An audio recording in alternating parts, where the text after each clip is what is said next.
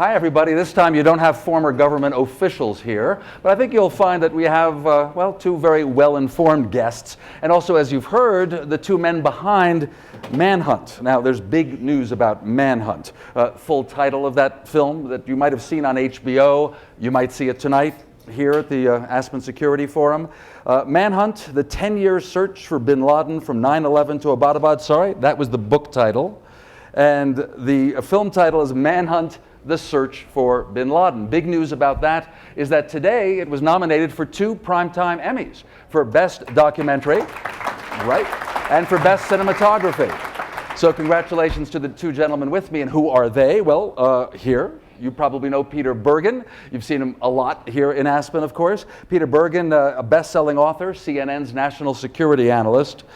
He set up the first television interview with Osama Bin Laden. That was back in 1997. And Peter's books include Holy War, Inc., The Longest War, and Manhunt, the 10-year search for Bin Laden from 9/11 to Abbottabad. Greg Barker, he was a war correspondent in the 1990s, lived in England for 18 years, though as you'll hear, he's an American, lives in Los Angeles now. A filmmaker, made some films for the PBS series Frontline.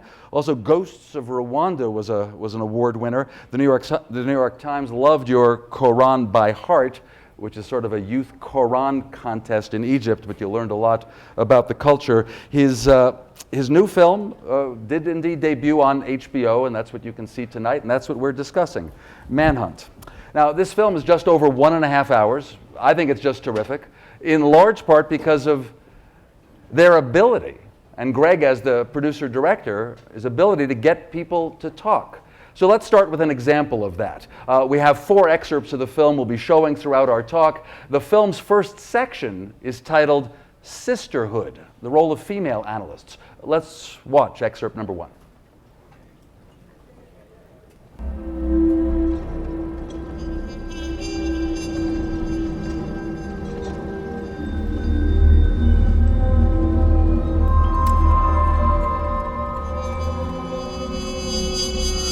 I think women make fantastic analysts. We have patience and perseverance. And we're not always looking for the sexy payoff immediately.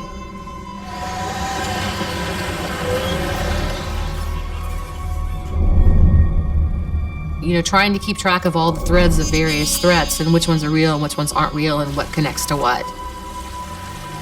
And, people say, why didn't you connect the dots? Well, because the whole page is black.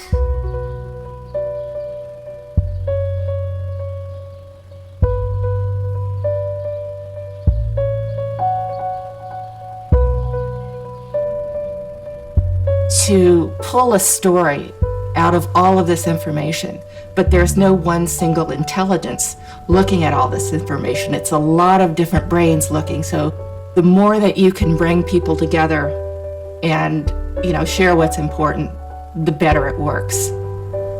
At that time, the people who had really deep expertise in Al-Qaeda,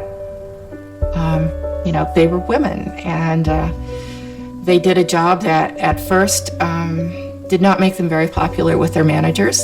I was counseled once in a performance review that I was spending too much time working on Bin Laden. They said we were obsessed crusaders, overly emotional, using all those women's stereotypes.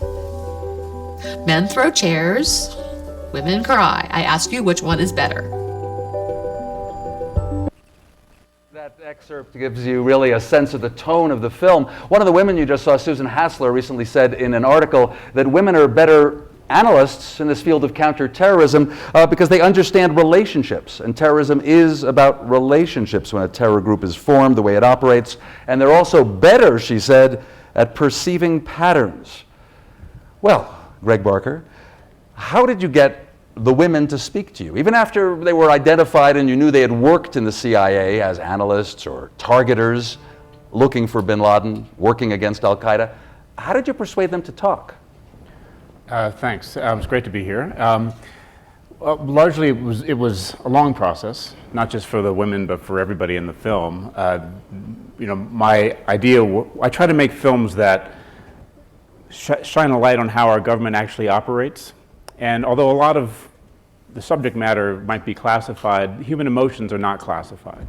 And I really made a point of talking to some people in this room, the people in that film that you saw in the clip, and spending a lot of time with them and building trust and saying, look, I want to tell your story, and as full a way as possible. And if we need to set certain parameters about what we can talk about and can't, that's fine. And it was really just a question of developing trust, and Peter was an enormous help in that. I mean, everybody you saw up there knew Peter as well, and Peter made some introductions, but ultimately, for them to go on camera, they had to trust me, because once you walk away with the footage, I could kind of do whatever I want with it. And so they had to believe that I was telling the truth. Peter, let's bring you in on this. When you develop a source for what we do, which is getting people to talk about very delicate work, do you have to give them the sense that you're on their side? Is that part of it? I think Greg was able to correctly say that he was going to let people have their say. I mean, one of the interesting things about the film is there's no narration. So there's no omniscient narrator telling you what to think. And I think one of the messages of the film, which I think is very, very much there, but you aren't told to think it, is that, and this is felt very strongly by the CIA female analysts who are in the film, is that 9/11 was not an intelligence failure, it was a policy failure. I mean, the CIA could not have provided more strong warnings. It's almost a case of perfect strategic warning.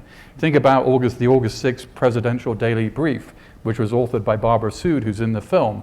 Bin Laden determined to strike in the United States. It doesn't get any more sort of graphic than that. And so it's illustrated in the film, by the way, by John McLaughlin, who's probably in this room in a very clever way, actually putting up those pieces of paper so you can see how many there were. Yeah, in the summer of 2001, CIA was really doing what it's supposed to do, which is provide strategic warning. CIA is not able to say time and place of an attack, but so I think they feel very strongly, the women in the film and other people at the CIA felt very strongly that this story hadn't really been told very well, and I think that's one of the reasons that they spoke to Greg. Well, I was wondering, because a lot of people in this room right now do get asked by folks like us, will you give an interview, whether it's for print or for a book or for a My TV? advice is don't do it. Oh, no, you don't.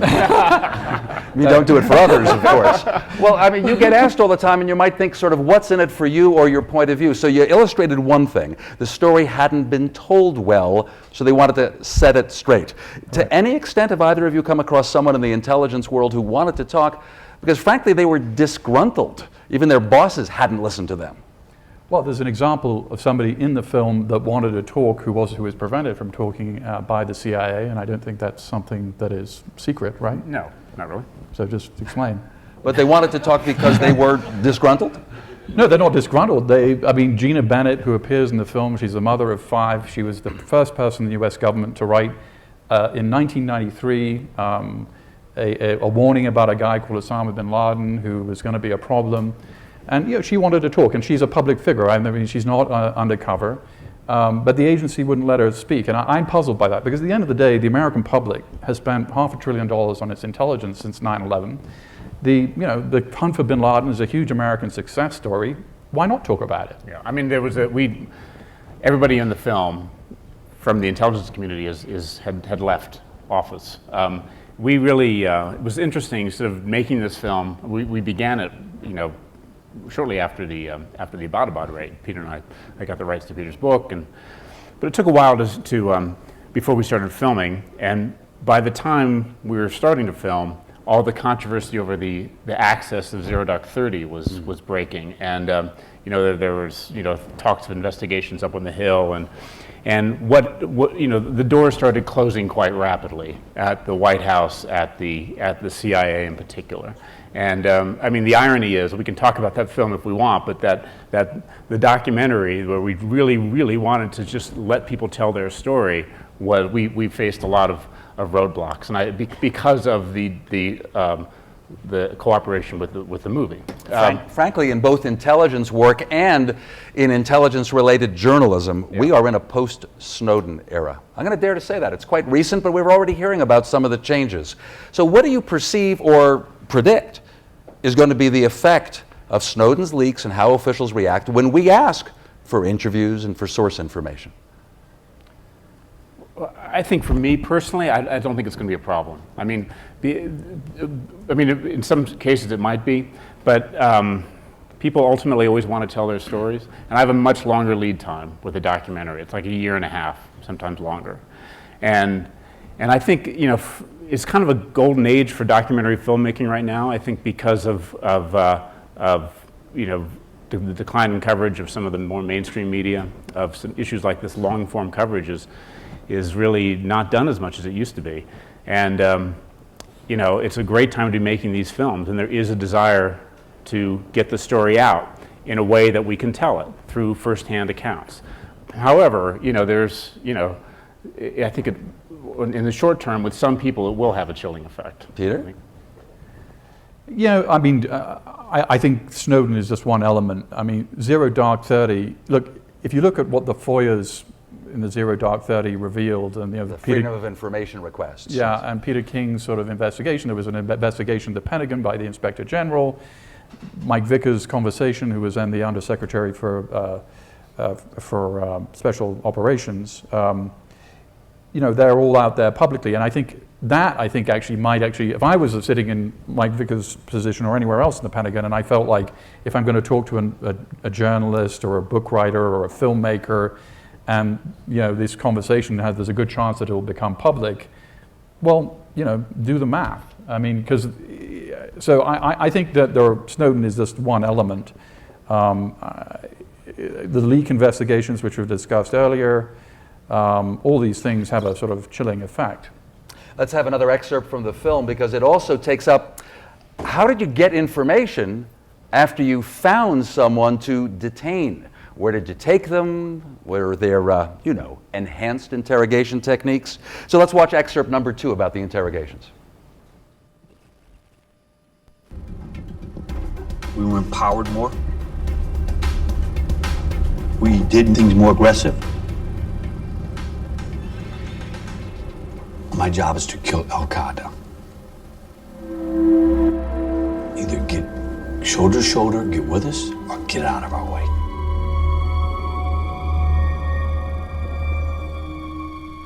We had been focusing on capturing Abu Zubaydah. He knew who the leadership was. He knew their methods of attack, their targets. He was the highest level Al-Qaeda terrorist that we had ever captured.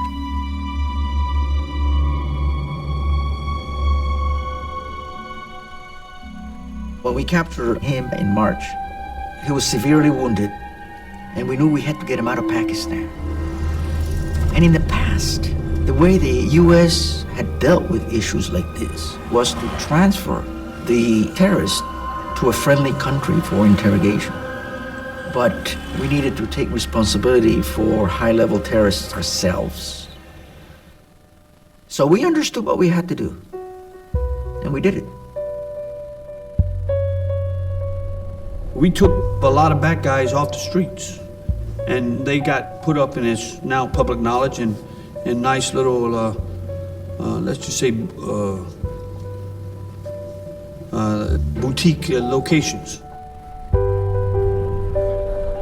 Yeah, sometimes there's a sense of humor and reality here. That man, by the way, Marty Martin, was a CIA field officer. He introduces in this film the word downrange. Those who work out there, well away from headquarters, in the troubled region, they work downrange. And of course, you also saw Jose Rodriguez, who's in this room taking part in the forum and was in charge of clandestine operations of the CIA. So you took up the controversy. What do you think, Greg, that you were able to add in the film that was new in the debate about, well, let's simplify it, waterboarding? I think we didn't simplify it just to waterboarding. I really tried to place an audience in the mindset of the people who were making these decisions at the time, to kind of hope that the general public would ask themselves what they would have done. And when I had these long discussions with people in the film about being in the film, I never once talked about what I thought about this. And I think that's one reason they decided to be a part of it. Ali Soufan from the FBI has a substantial role in this section as well. Well known for arguing that waterboarding doesn't work. You should just sort of have a relationship with the detainee. Right, and we have a long section of his interrogation of Abu Jandal in Yemen a few days after 9/11, which Mindy point to as an example of how that can work. So, I think, it's not I'm never trying to just break new ground per se. I'm trying to add context, and I think the human element, trying to see how decisions are actually made, as told by the people who were there at the time, is what gives a film like this its value. Sure, and Peter, in the film and your book, Manhunt, are about searching for Bin Laden. So, the type of interrogation that took place, key to finding Bin Laden? There's a 6,000-page answer to that, which is still classified. And so any public discussion of this matter is made difficult by the fact that we don't really have the facts. Now, in the course of reporting my book, I found WikiLeaks to be very useful because the summaries of the interrogations of the key Guantanamo detainees were in the WikiLeaks sort of dump. And you can really piece together what these people were saying and to some degree when they were saying it. What you cannot find in there is a very specific analysis of was this information given up before or after some form of coercive interrogations. There's no doubt that coercive interrogations played a role in the war on terror, and since we can't wind history backwards, we will never know if the same information could have been elicited in another way. So it's part of our history. On the narrow question of did it lead to Bin Laden, I am somewhat skeptical for a couple of reasons. A lot of things led to Bin Laden. There was no detainee who said, by the way, he's going to be living in Abbottabad, and that was one of the realizations of the CIA early on. There were fragments of information that came from a lot of different people. One person was coercively interrogated, and I'll just describe briefly what happened to him. He was the real 20th hijacker. He went to Orlando Airport. An inspections officer thought there was something suspicious about him, sent him back to Saudi Arabia. He then went to the Battle of Tora Bora. He fled to Pakistan. He was picked up, and he went to Guantanamo. In Guantanamo, he said he was in Afghanistan because of his pressing interest in falconry, which obviously wasn't true. After a few months, they realized he was the same guy who'd been turned back at Orlando, the 20th hijacker, and then he was subjected to a pretty severe regime that Susan Crawford, who was a federal judge appointed by Ronald Reagan, said amounted to torture. He was kept up for 43 days. He was subjected to cold and heat and white noise and lots of Christina Aguilera music at very loud volumes, and he was really, he was discomforted, let's put it that way. Anyway, so it seems that he is the first person who identified the courier, the Kuwaiti, as being somebody who was important in Al-Qaeda, from what we can gather from on the public record. I think there is a real public interest in having this 6,000-page report that the Senate Intelligence Committee has done. They spent 4 years. It's controversial to the CIA. They don't like it, but there's a 300-page summary that is out there. The CIA has kind of composed a response to it. But I think it's in the public interest for us to know, to what extent, leaving aside the question of were these kind of methods ethical, were they efficacious? The film also takes us in great detail into the successful search for Abu Musab Al-Zarqawi, the leader of Al-Qaeda in Iraq, and how he was found. And one of the women that we met early in the film, we see her there in Iraq as a targeter. But there's also a major setback, and some of you will be aware of this. December 30th, 2009, in Khost, Afghanistan, a CIA base that looked across into Pakistan, a Jordanian doctor who looked like he was going to work with the CIA and tell everything about Al-Qaeda, and he seemed to be inside. Well, he fooled the Americans. Let's see excerpt number 3 about Khost. Balawi finds his way into Pakistan and essentially disappears. Very likely somebody suspected him as being an informant and maybe cut his head off. Nobody hears anything from Balawi for 3 months. Suddenly he's back on the radar screen again, and he's saying, "I've gotten inside." Balawi's a doctor. He's now beginning to treat the number 2 leader of Al-Qaeda, Ayman al-Zawahiri. بأفلام مصورة مع بعض قادة المجاهدين. When Balawi sends this information to the CIA headquarters, the place goes crazy. Even the White House gets briefed. This young man, Balawi, is going to take us right to number 2 and maybe even to number 1. فقدر الله قدرا. الآن المخابرات الأردنية انتبهت تظن أن هناك شخص يعطي معلومات عن قادة الجهاد. The meeting has to take place in a place where the CIA can completely control the environment, and by default, this becomes the CIA base at Coast. It falls to Jennifer Matthews to come up with a plan to get Balawi inside this base at Coast without being detected. Well, the problem is that nobody in the CIA has ever met with Balawi.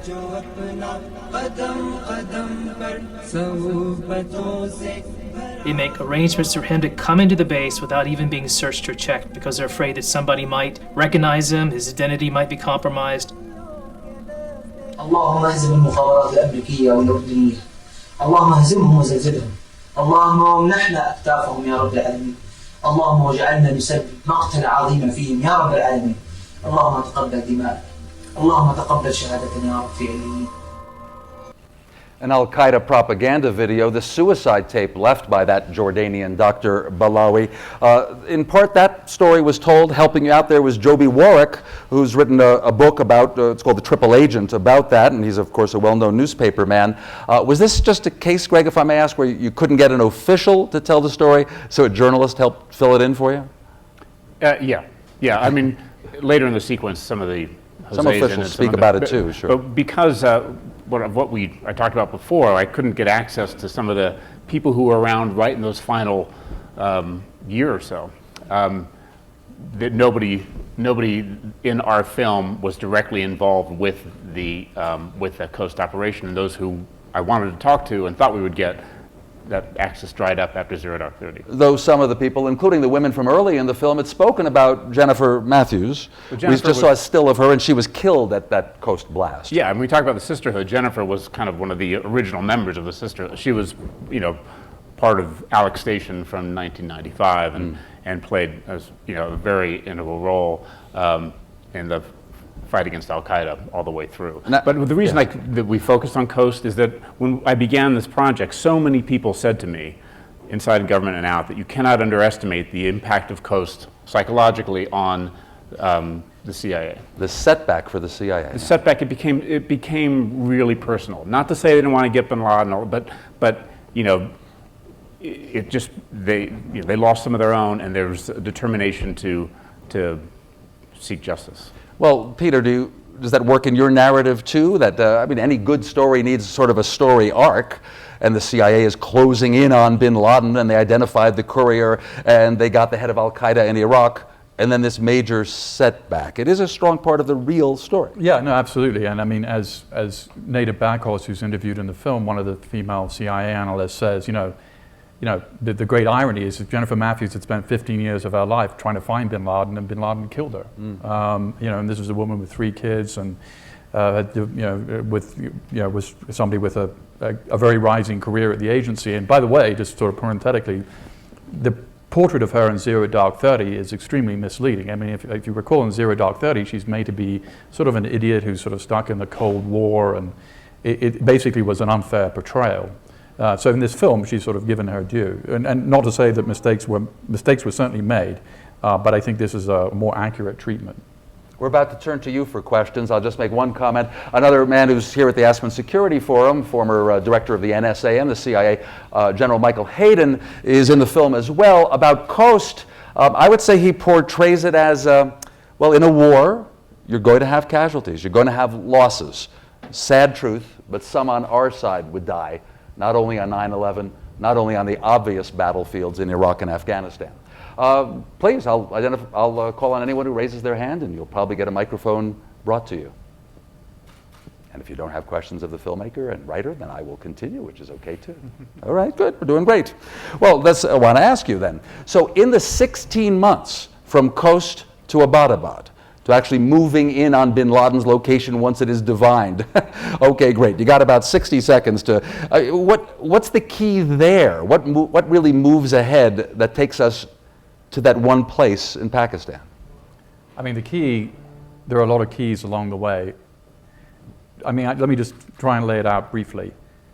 They have an alias, Abu Ahmed al-Kuwaiti. It's the father of Ahmed from Kuwait. Now, there are several million Kuwaitis. He was the courier working for Bin Laden. He's the courier. And there are lots of Kuwaitis who have sons called Ahmed, so it's not a very precise clue. Sometime in 2007, we get the real name, and the real name is Ibrahim Saeed. Now, Ibrahim Saeed is sort of a John Smith name, and it turns out that Ibrahim Saeed is not a Kuwaiti, he's a Pakistani. Pakistan is a country of 180 million people, twice the size of California. You know, again, it's something, but it's not great.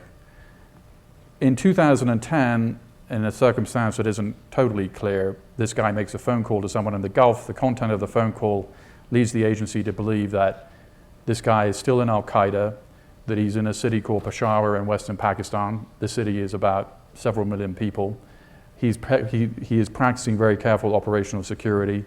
He turns off his phone an hour away from where he lives. He takes the battery out. There's no way to track it. So they have to put people on the ground into the city in Peshawar and then eventually track him back 2.5 hours away to the city of Abbottabad.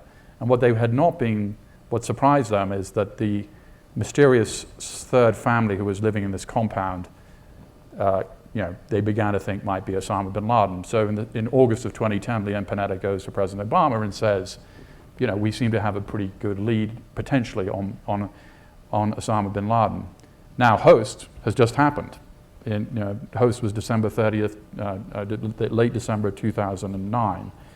So there's no great excitement and high fives in the Oval Office because the last really good lead led to 7 CIA officers and contractors dying.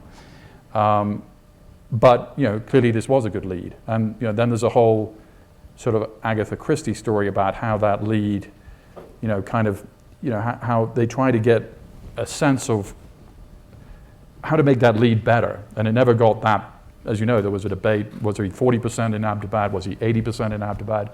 At the end of the day, when you make the decision as the president, he's either 100% there or 100% not there.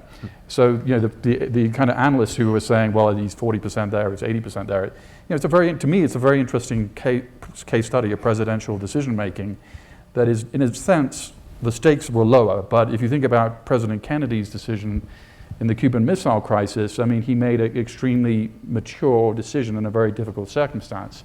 I think, you can say the same thing about President Obama. It's easy in retrospect to say, well, this was an easy decision because you know the outcome. But there were a lot of outcomes that were not going to look very good. SEALs on the ground taken hostage, dead in a firefight, civilian casualties, Bin Laden not being there. They planned for every eventuality. One of the reasons I think there was some, imprecise explanations of what happened in the immediate aftermath is one thing that people hadn't really totally prepared for themselves for was kind of catastrophic success.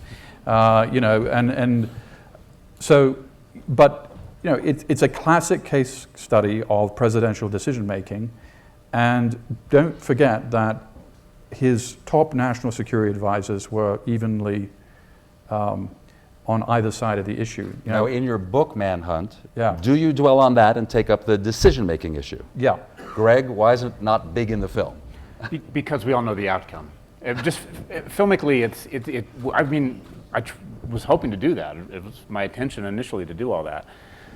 It's very hard to put drama in that, actually, because we all know what happened, and it just didn't work. Uh-huh. I mean, it's funny how you have to, when you make these films, you kind of have to follow both your access and just the course of the movie kind of just starts speaking to you. It's very weird, but you have to sort of listen to it and see where the material is leading you. It's also worth noting that, Peter's book is extremely, is exhaustive.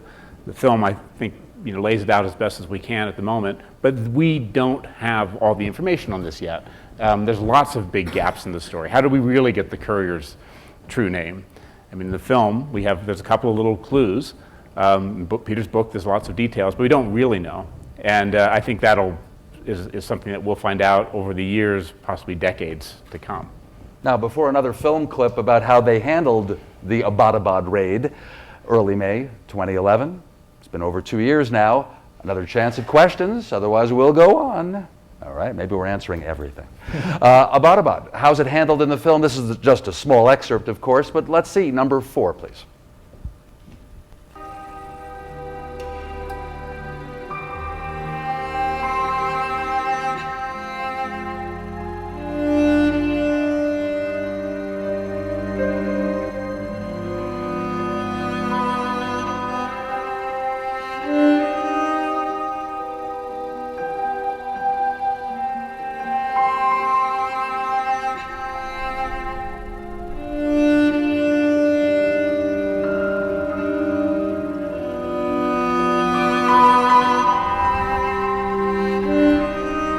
The hunt for the courier to Bin Laden makes complete sense to me. It was based on all of these years of experience working with a very tight-knit group of people who really cared about this and supported each other. We invented the technique that works, and it's the technique that got Bin Laden in the end.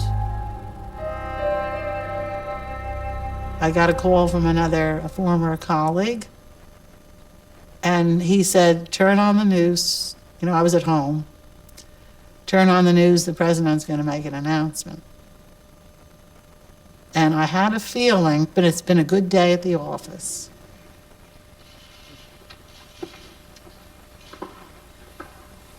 Good evening. And then finally, it's him. They got him. They got him finally.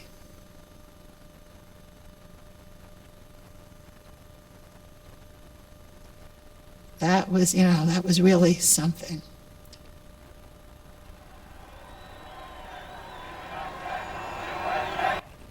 Isn't that terrific? I mean, all of you know where you were on that Sunday night too, in early May of 2011. And so it's great that in the movie we see a lot of the people, no, just about everybody we met in the movie saying where they were when they got the news and how they reacted. Now, let me come to you, Greg, on this. That little bit of video that we saw of Osama Bin Laden, like an old man in a blanket, watching Wheel of Fortune or something.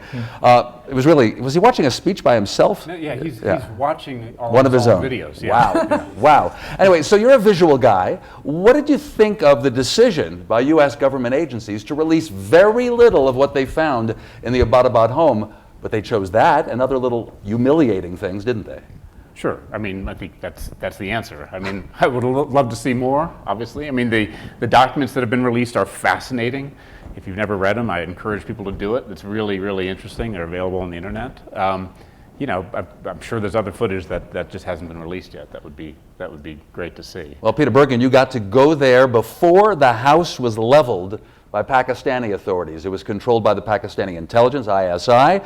You went there. First, you must have expected Hitler's bunker, in a sense. What'd you see? Yeah, I mean, I've been reporting on Osama bin Laden for a long time, so, ISI, I was the only outside observer to get inside the compound. They must have known that they were going to demolish it 2 weeks after my visit.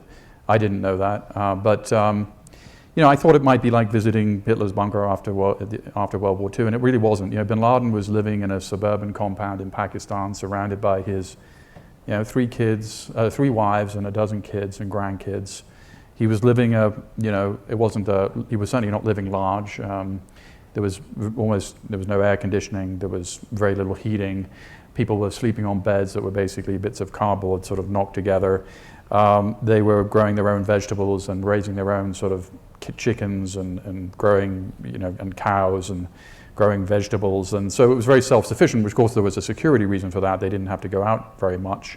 He was living, for the world's most wanted man, it was a not bad life. He was there for 5.5 years. Of course, he was completely surprised by what happened. He thought he was safe.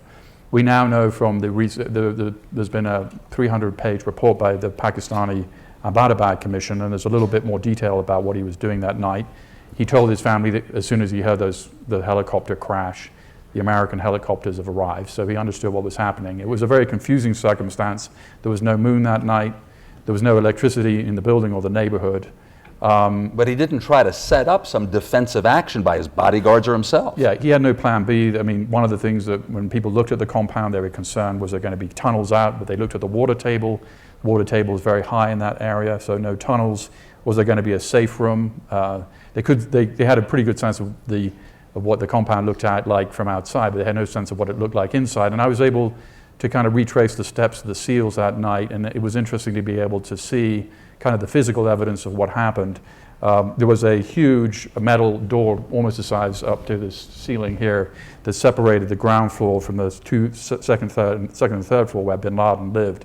The SEALs had blown through that door, and then they ran up the stairs. They killed Khalid Bin Laden, one of his sons, and Bin Laden was living on the third floor. There was another big door, big metal door, which was not blown through, because what had happened is Bin Laden had sort of poked his head out, opened, and basically realized there was something happening and hadn't closed it behind him. And then you go into the room where he died, which was a relatively small room, and I could see that there had been somebody had shot in such a way that there was a big blood spatter on the ceiling. And there's there's different narratives about what happened that night. There's a lot of commonality. Bin Laden had 15 minutes to surrender. He didn't. He had 2 weapons. He didn't pick them up. His wife tried to intervene. SEAL sort of shoved her aside, thinking she might have a suicide version. Are these the consensus versions or little elements as told? This is the consensus version. Then there's sort of a dispute about who exactly killed him and at what point, which is probably too arcane to get in here. But I don't think we're going to have a particularly good answer to that. Obviously, it was a confusing situation with the SEALs. They're on night vision goggles. It's a firefight relatively recently. And there's a lot of adrenaline pumping, and as we all know, the witness accounts of the same events can often differ. But there's a more commonality than differences. As a journalist and historian, have you concluded whether it was just a kill mission? Is there some circumstance in which they would have taken him captive? Yes. I mean, it's the U.S. military. If somebody surrenders conspicuously, it's a war crime to kill somebody. I mean, it's that simple. So it's hands up, no. He did not surrender conspicuously, and he had in my view, when a helicopter crashes in your house, it's a pretty loud event. And, if he wanted to surrender, he had 15 minutes to do so. He didn't. And, he was not going to, I knew he wasn't going to, I mean, he's repeatedly said that he wanted to die in the struggle. Obviously, he wasn't putting himself in the situations where that would be very quick to happen. But at the end, he didn't want to end up in Guantanamo. And he chose to die, essentially. Now, Greg, your big decision as a filmmaker, not to attempt what we call a TikTok of how that raid went down. Did you think of having that and decided not to? Go ahead. Yeah, sure, of course I did. I mean, when we began it, I thought that's kind of the obvious big set piece at the end. Well, there'd been a TV documentary by Nat Geo last year, and of course the big Hollywood movie, Zero Dark 30. Maybe you thought that was already totally covered. I thought I would only do it if I could do it better. Okay. So, no, I mean, look, when I make these films, I used to make Frontlines, which I had a great run working for Frontline. Those are investigative films. So the front line of this would have that, and have the question of whether he would have surrendered or not, and what would have we would have done all of that. I get it.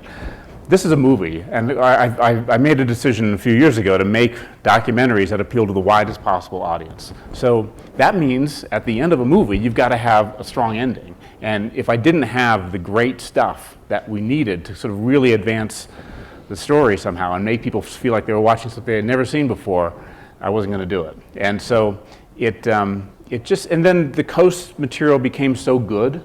And the other thing that was really interesting is the point of view really became that of the people who'd been fighting against, hunting for Bin Laden and fighting against Al-Qaeda, going way back to the mid-90s.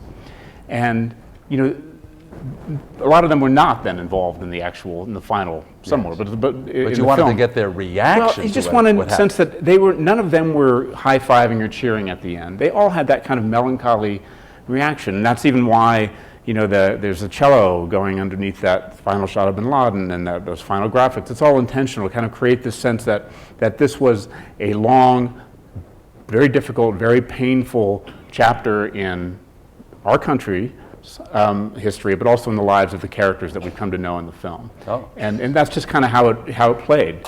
And eventually it worked, and we were able to do it, I think, rather elegantly without having to do a TikTok of the raid. It was elegant without a TikTok. Audience, there is someone with a question. Thank you.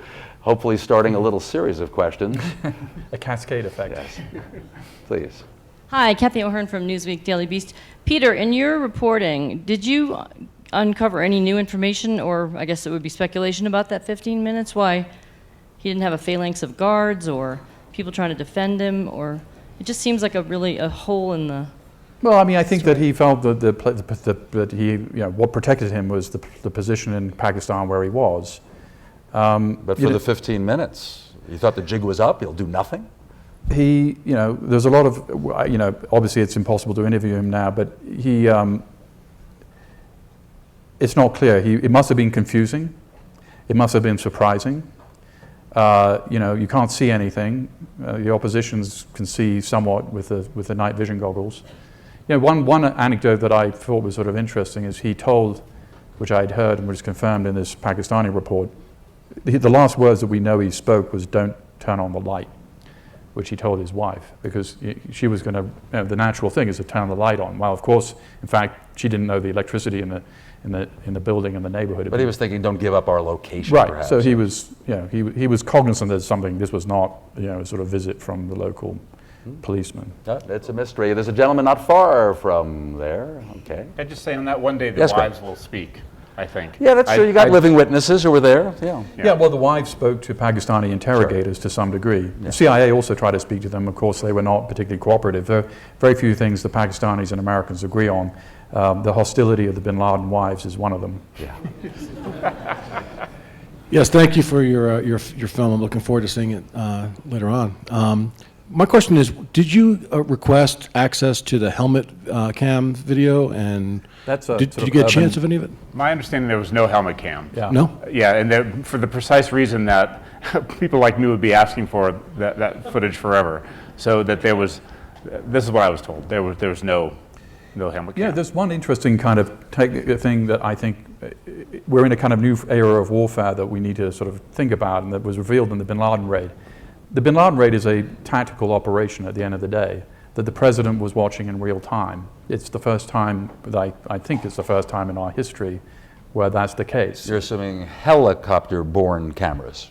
No, I mean, we could... watching. Well, there was a stealth drone. I mean, from a drone. Okay. So sitting in the Situation Room, you could see this thing unfold in real time. And Admiral Mullen, who was in the film when I interviewed for the book, was very concerned that somebody would try, if things started going wrong, that somebody in the Situation Room would start trying to intervene on a tactical operation on the other side of the world. And that didn't happen, but it's a different, you could easily imagine that almost, basically we have the capacity now for the commander-in-chief to watch a tactical operation unfold on the other side of the world, which is something we have never kind of seen before. And perhaps give orders right there, right then. Of course, a different level of that is the unmanned pilotless vehicles, the robots we're going to have in the future, etc. Right. We may be dependent on those kind of real-time cameras, of course. Another question out there? Well, you, sir, please. Here comes a microphone. Thank you. Thank you. Richard Barrett from Sufan Group. Richard.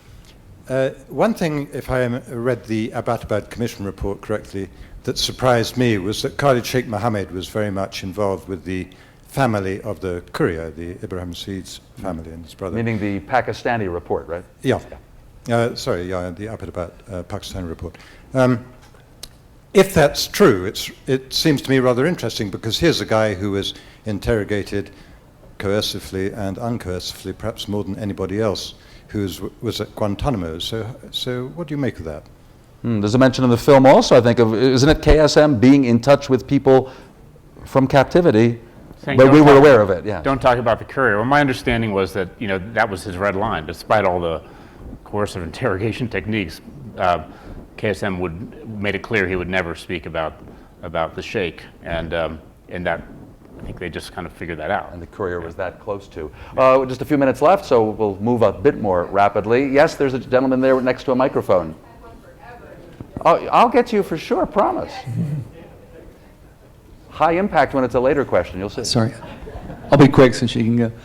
Chad Sweet with the Chertoff Group. So Your mic closer? Sure, Chad Sweet with the Chertoff Group. I'm former CIA, but what I thought was brilliant was the DNA operation by the medic to get affirmation of who was in the compound. But what's hard to understand is why he was not exfiltrated once the operation went down. Peter, can you all share any color you might have on that aspect of the operation? Well, I mean, I don't think it was brilliant on two levels. First of all, it didn't work, and secondly, I think it's ethically dubious for the CIA to be hiring doctors to be engaging. Oh, we're talking about the Pakistani doctor who helped set up the raid, in effect, or tried. Well, he didn't set up the raid. He had no idea that he was involved in the Bin Laden operation. Most of the people in the White House had no idea that this was happening. I mean, he had no need to know. All he knew was that he was being recruited to vaccinate people in a particular neighborhood and that he was working for the CIA. Now, they never succeeded in getting DNA from the Bin Laden compound. But, you know, a mission that did not succeed. But you wrote just last week that he's still in prison in Pakistan. Yeah, but he's not a hero. Look, I have two words for, you know, Jonathan Pollard was spying for the Israelis in the United States. He's still in the United States prison. It doesn't matter if friendly countries are spying. They're still spies. And so the Pakistanis have every right to lock up somebody that is spying for somebody else. And this guy, and the reason that I think it's ethically dubious, to put it mildly, is in Pakistan, polio workers are being routinely assassinated because of the view that they work for the CIA. This is a very kind of common urban legend. We've kind of added to this, because now it's true that the CIA is employing people to do vaccination programs. Before, it was just an urban myth. So it was a creative idea, and I understand, you can applaud that aspect of it. But at the end of the day, CIA has, abjured the idea of, using journalists as cover and other, there's certain kind of categories of people that the CIA has said that they will not pretend, they will not use. And I think that one of them should be people engaged in medical activities. But let's keep in mind, by the way, a lot of you are in the intelligence field. It's also perfectly understandable that someone in the CIA, especially if involved with this mission in any way, wants to be good to this doctor and get him out, similar to the way the Israelis demand that Pollard be released. It's their loyalty.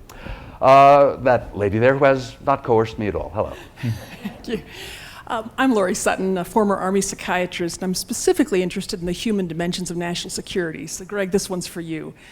I've been, first of all, a comment and a question. So struck in the last couple of years by the power of documentary filmmaking. First of all, The Invisible War, Kirby Dick's documentary on military sexual trauma, and now your film. The question I have, The Invisible War has achieved already unprecedented policy changes. It's currently being debated on the Hill for legislative changes. I'm wondering, with respect to your work, and specifically the sisterhood, bringing out the stories of these courageous women analysts, and I'm just wondering, do you have any policy aspirations with respect to your work, or is telling their story enough? Well, it depends on entirely on the film. I think Kirby is a friend of mine. Clearly, he just got into that subject not knowing at all what he was really. It was just like tip of the iceberg, and it's really taken over his life, and it's become a cause, which is amazing.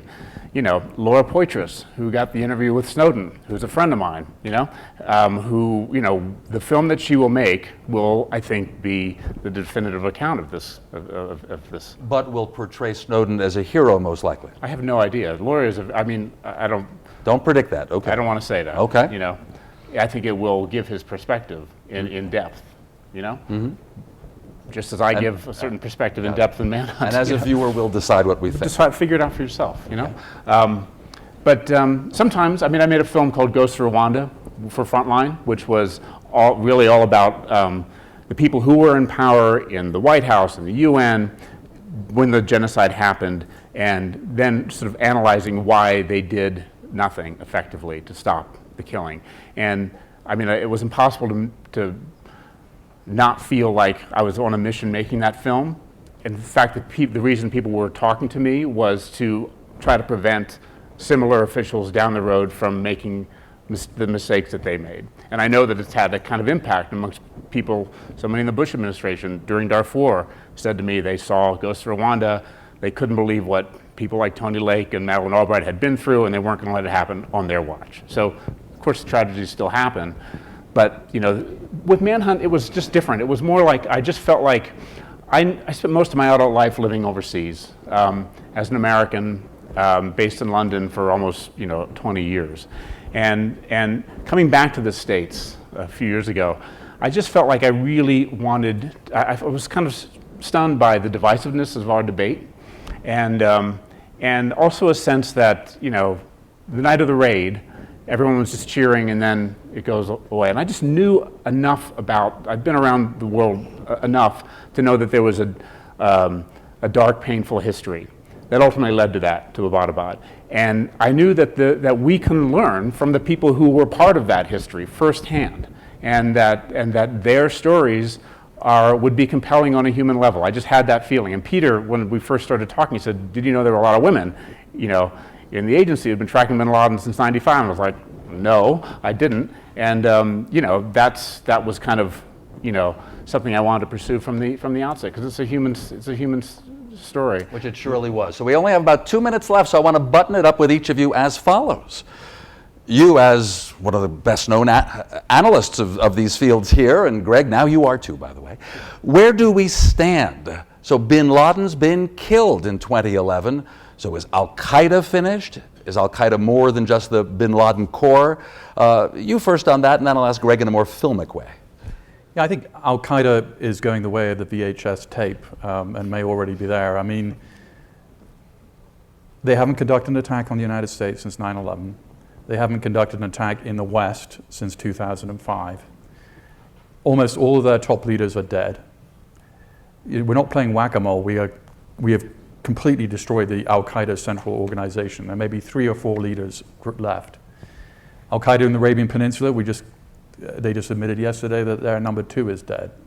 We've killed 30 of their leaders or senior operatives in Yemen in the last 3 years. These groups are under enormous pressure. And, sure, Bin Ladenism as an ideology continues, and there'll always be some takers, because there's always going to be some disaffected young man somewhere who's going to think this is a solution.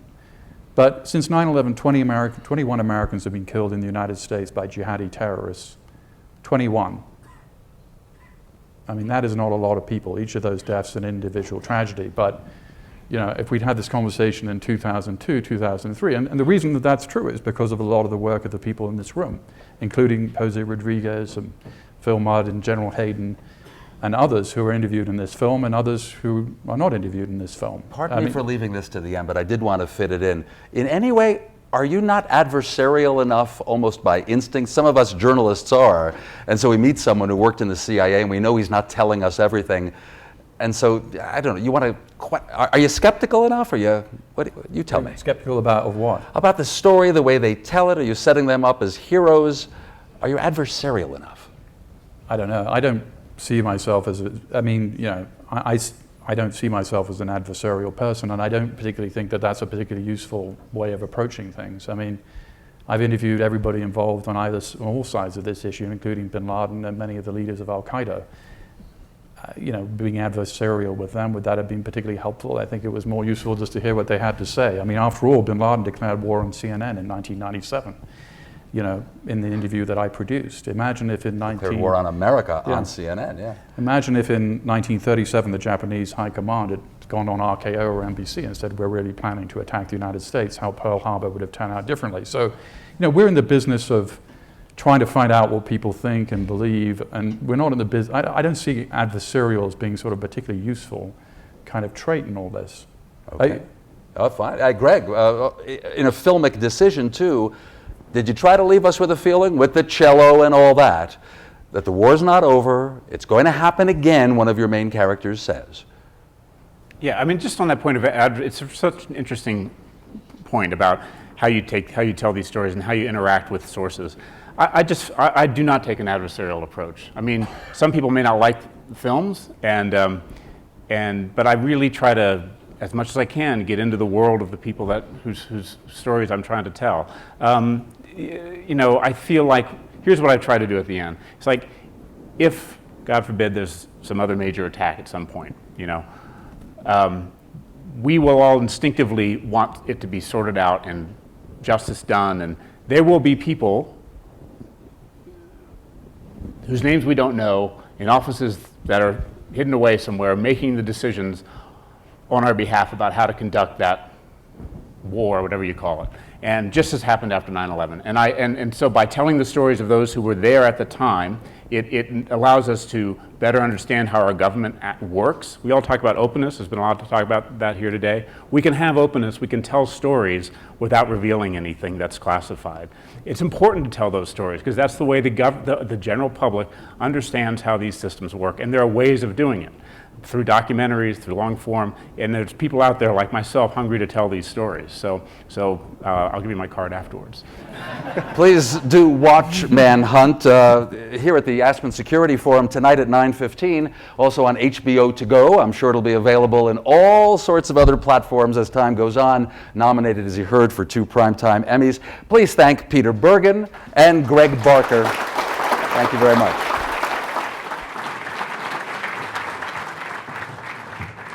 And let me just underscore that I hope everybody will join us for the full screen